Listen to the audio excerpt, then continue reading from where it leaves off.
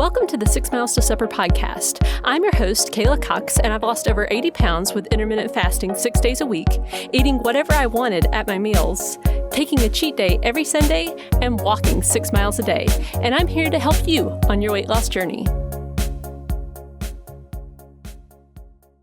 Hey guys, before we get into today's episode, I just wanted to take a minute to let you know about something you might not know about, which is my live Q&As that I do on YouTube. These happen on Fridays at noon Eastern, which for you international people, that is UTC -4. In these lives, I take questions from people in the chat.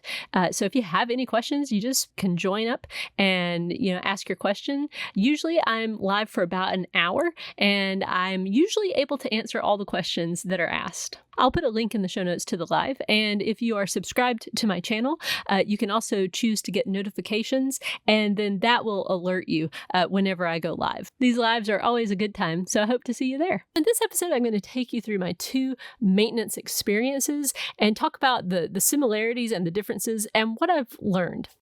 I went from 222 down to about 157, 158, and that was my initial weight loss. I was really happy at 157, and I remember thinking, we're coming up on the holidays. I don't really know. Am I going to be able to keep this off? It felt so easy that I wasn't really sure, would it continue to be easy or what? And so I decided to maintain, and I wasn't really sure what I was supposed to do. I kind of had it in my head, it was this question of, is it like failure if I continue to do the plan or some version of the plan? Is it kind of like graduating from the weight loss program and then you got to go back to real life? This is where I had always failed. I had always gained the weight back, which was, at this point in my life, I had, done it many, many times. I don't know how many times I had, lost weight, gotten down to a goal weight, and then just promptly gained it all right back. So I wanted to do it right. So I made some decisions that I think were really important right up front. And that was, first of all, I cannot go back to eating how I was eating before, like eating all day, no boundaries with food, overeating, on a regular basis, snacking all the time. Those things I didn't think would be wise, to do anymore. But as far as the day-to-day plan, I wasn't really sure. And so I decided to just keep the experimental mindset. And I just wanted to see, what exactly do I need to do in order to keep the weight off? Another decision I made that was really important was to continue to weigh. And my idea was, I'm just going to do some experimentation here, but ultimately, if my weights start to trend upwards into a place where I'm just not comfortable anymore with the weight gain, then I'm going to stop. I'm going to, change something up, and I'll lose, weight. My kind of vague idea was I'll just go back on the plan that I know works. And so I started experimenting, and I tried to keep, self-aware, what's going on. So there were days, this would have been late 2016 and into 2017. I just would sometimes do, OMAD like I like to do. Sometimes I would do 2 meals a day. Sometimes I would do no fasting at all. Just eat, just be, quote unquote normal, just have breakfast and have lunch and have dinner. And I would even experiment with okay, well, what if I snack? What is that like? And I really wanted to see, what works and what doesn't. And a big lesson I learned that year was that my walks were important. And it wasn't because of calorie burn, I don't think, it was more going for my daily walks put me in a good headspace. It just made my emotional life better. I found that I was a more patient person, both with myself and with my family.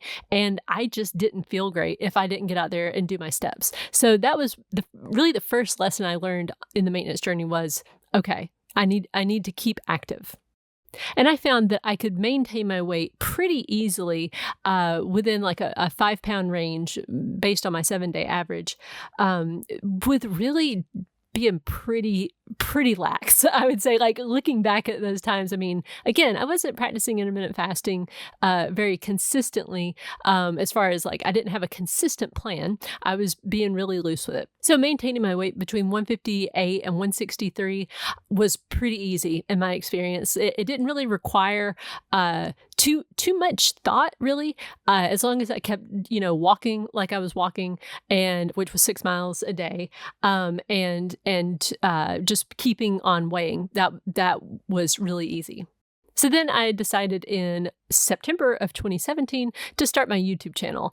And I got it in my head that, I really need to lose these last, it was at this point probably 5 or 6 pounds to get, into the normal BMI, which I know, BMI is not perfect. It's arbitrary, quite frankly. But it was the yardstick that I had decided to measure, by. And it did kind of bug me that I was a few pounds overweight. It did not bug me as far as my weight felt great, as far as me moving through life. I felt great. My energy levels were really good.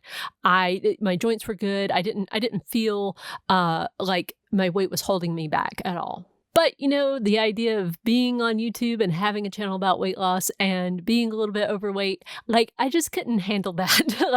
I was afraid of what people were going to say, and I wanted to be helpful to people. I didn't want the fact that I was slightly overweight to prevent people from learning about intermittent fasting and that kind of a thing. So I thought, I want to do this. I want to do it for myself, but I also want to do it, just to show people that it's possible to do it. And so for the next year, I went on this journey of, losing more weight. And so I went back to the plan that I had used to help me lose weight. So that was eating 1 meal a day, walking 6 miles a day, and then taking a cheat day on Sunday. And I documented that process on YouTube. I just, every month I would sit down and give a report of my numbers, what my weight did, and all that stuff. And so I got down to a point by the end of 2018 where I was like, okay, I feel like I'm just chasing a low number at this point. There was just nothing that was motivating me to lose more. It was just why am I doing this? I kept thinking why do I continue to want to lose weight? I mean, I wasn't even really wanting to. It was just kind of you need a why, right? So I thought, since I've been the type of person historically who's just never satisfied, no matter what the number is, it's it needs to be one less. If I'm at 142, it needs to be 141. And if I'm at 141, it needs to be 140. And if it's 140, then I'll be happy when it's 139. So I just said, I'm going to stop doing that. I'm just going to be satisfied with that number, which I had been satisfied with 158. So I decided, okay, I'm going to try to maintain this. And so here's what I learned since then. So that started, at the end of 2018. I think it was around September or October of that year that I decided, okay, I'm done. And now I want to maintain again. And I wasn't really sure, once again, what exactly does this mean? And I think that's where a lot of people find themselves when they get down to their goal weight. They're like, I don't know really what I'm supposed to do next. And so, based on the things I had learned before, I knew that I wanted to continue to be active, to continue to do my walks. I knew that was going to be really important. I knew it was definitely important to continue to weigh. But I wasn't really sure about my day-to-day plan. I felt kind of, I was overthinking it, quite frankly, which I tend to do about things. But I was thinking, well, I know what would work. Obviously, eating 1 meal a day, if I just kept doing what I was doing, I would either, maybe lose some more weight or I would just maintain. And so that was an option. But then I thought, but what if the only reason I'm doing this is because I have this YouTube channel and people are watching me, and, and that created a little bit of a problem in my head because I don't want to do things like that just for the sake of doing them because I'm being watched, if that makes sense. I think it's much more helpful for you guys and anybody who watches my videos if I do my very best to act as if, in my own life, as if I do not have this podcast, as if I do not have the YouTube channel and as if I have not written books about intermittent fasting and weight loss. Because if I do that, if I try to just live my life in that way, as if I do not have those things, I feel like my daily actions are just going to be more normal. And I know that this is on some level futile. The Hawthorne effect comes into play, which is, when you observe something, it changes its behavior. It just does. But I still try to do my very, very best to act as though I don't have those things. And so with maintenance, I was like, well, I remember when I was maintaining last time, I was pretty loosey-goosey. Like I really didn't have to be on any particular kind of like fasting window. I could, it was just easy. Since then, at this point, it's been about 5 years, and I've just been experimenting with all different ways of eating. And, there have been times where I've done, like 2 meals a day. Sometimes I've done just an eating window, like a 16-8 or an 18-6. I've done shorter fasting windows too, like a 12-12. And there have been days where I'll just do, like no fasting at all. Like we're just going to have a quote unquote regular day. And so here is what I have found. Maintaining at a higher weight is easier. And maybe that sounds obvious to you when I say that out loud, but it really is true. I mean, it was just a lot easier to maintain in that 5-pound range when I was up at that higher weight. I mean, which makes sense. You can eat more at a higher weight and maintain that weight. When you weigh less, you have to eat less. And as someone who likes big portions and likes to eat, that is just something that I have had to learn. That if I want to be in the 140s, then that means I have to eat at that 140s level, which is fine. It's actually something that I can do without too much effort, but it does mean that I have to be a bit more structured than not. I have found during both of these times of maintenance that it's been very important to stay vigilant because those little habits can just creep back in, these little things. And it's like, it doesn't seem like a big deal at the time. Like one little time where you eat just a little too much, or, like that time that you're like, oh, I'm just going to, have this snack, or, those things can really creep in, and then the weight can start to come back on. And so just being vigilant about that and just remaining aware, like, okay, why am I wanting this snack? And, 99 times out of 100 for me, I'm stressed about something. So it's not actually that I want the snack. It's actually stress eating, which is not good. That will definitely make me gain weight. And in general, what I have found, because I am a tinkerer, I know that about myself. I like to experiment. I like to, kind of see like, well, what if I do this? Or what if I try, this way of, doing, an eating window, or just doing it, every other day? Like, how's that going to work? And I like to do that at times.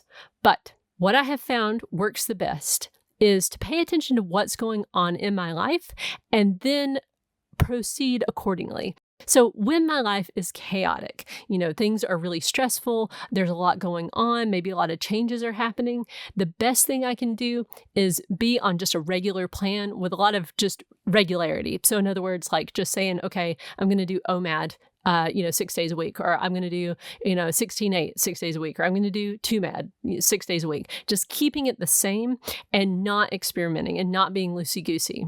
And when things are like really, really stressful, I'm talking, not only are they hectic, but also maybe upsetting. Like, I've gone through a couple different periods of time where it's been some really difficult things to deal with, like with some deaths in the family or, of friends. During those times, I have found it's a lot easier on me to just go back to OMAD 6 days a week, walk 6 miles a day, 6 days a week, and take Sundays off and just keep it super easy.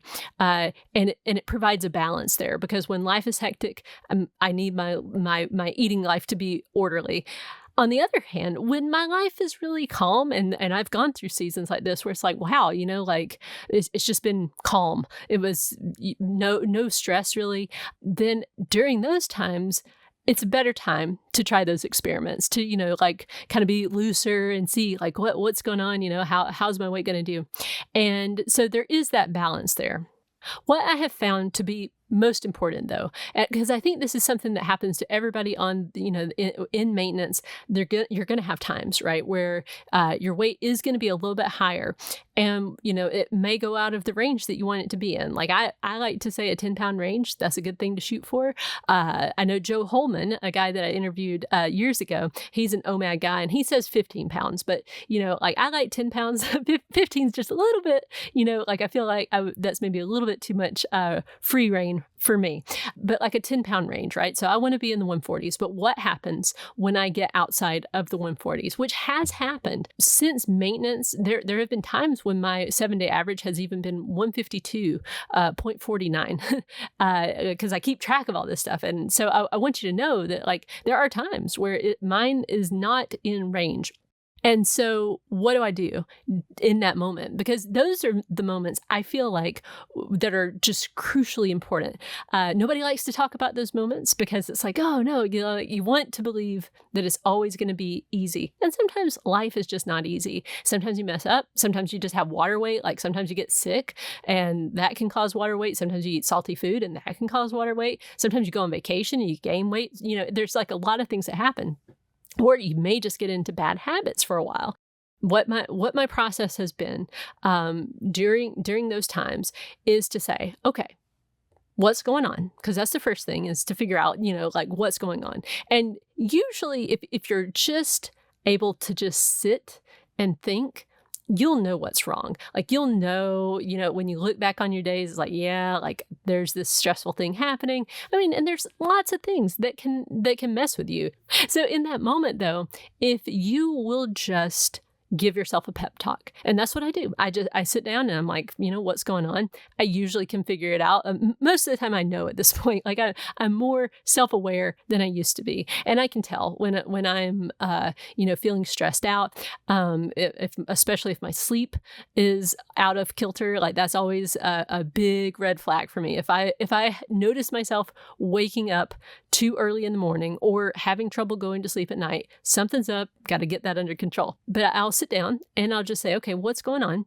And I'll figure out, usually it's just stress. And then the main answer is, okay, go back to the old reliable plan, which is OMAD 6 days a week, cheat day on Sunday, walk 6 miles Monday through Saturday. And that's what I do. So, and I've found that every time that I do that, then the weight, comes back down, gets back in range, and there's nothing really to worry over. But I have had moments, where I kind of get nervous. It's like, oh, wait, like, does this mean I'm gaining the weight back? And I always have to remind myself, the only way that's going to happen is if I don't change something. And I think, remaining humble always, like just remembering, like, look, no one's perfect. We all mess up. If you're ever out of range and you realize like, wow, I've, like even if you've gained, let's say you've gained 10 more pounds, right? Like you're not only out of range, you're like 10 pounds out of range. All you have to do is just go back to what worked, get back down into your range, and then try maintenance again. Like it's a process is what I'm trying to say. So I hope that my experiences can help you on your maintenance journey whenever you get down to your goal weight. Thanks for listening, and I'll see you in the next one. Do you want to lose the weight without getting rid of the foods you love and that you'll go back to eating again anyway? My book, The Laid Back Guide to Intermittent Fasting, teaches you how to practice intermittent fasting so that you lose the weight sustainably and keep it off for good. You can get the audiobook read by me for free when you sign up for your 30-day trial of Audible. The link is in the show notes. And if you've gotten value from this podcast and you'd like to let other people know about it, it would be great if you could leave a review on either iTunes or wherever you get your podcast. Thanks.